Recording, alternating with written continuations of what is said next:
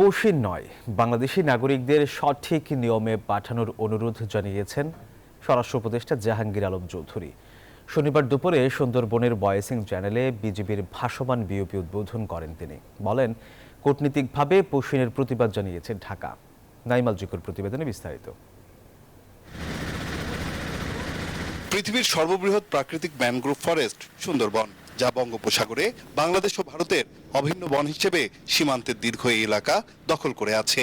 সুন্দরবনের গহীন অরণ্যের দুর্গম এই জলসীমান্তের সার্বিক সুরক্ষা তাই অত্যন্ত চ্যালেঞ্জিং। গহীন অরণ্যে সীমান্ত সুরক্ষা, চোরাচালান দমন, মাদক পাচার রোধ, অবৈধ অনুপ্রবেশ, নারী ও শিশু পাচার প্রতিরোধ সহ যে কোনো আন্তঃসীমান্ত অপরাধ দমনে কার্যকর ভূমিকা রাখতে বয়েসিং চ্যানেলে নির্মাণ করা হলো ভাসমান বিওপি, যার উদ্বোধন করেন স্বরাষ্ট্র উপদেষ্টা।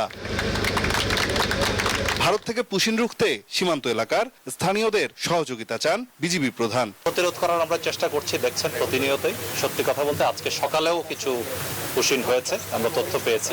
আমাদের বর্ডারটা এত বিস্তৃত, আসলে প্রতিটি জায়গা তো গার্ড করা সম্ভব না। বান্ডেল থাকলে প্রতি সেনমানিতে টাকা বাঁচবে। বিকাশ সেনমানি বান্ডেল কিনে জিতুন প্রতি লেনদেনে। এই জন্যই আমরা জনগণের সাহায্য চেয়েছি, আনসারের সাহায্য নিচ্ছি।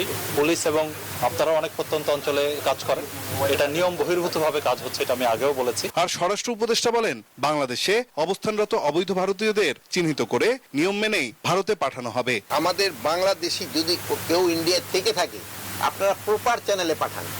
প্রত্যেকটা একটা প্রপার চ্যানেল আছে, যেমন আমরাও ইন্ডিয়ান যারা বাংলাদেশে আছে তাদেরও আমরা প্রপার চ্যানেলে পাঠাই। আমরা কিন্তু কাউরে পুশিং করি না।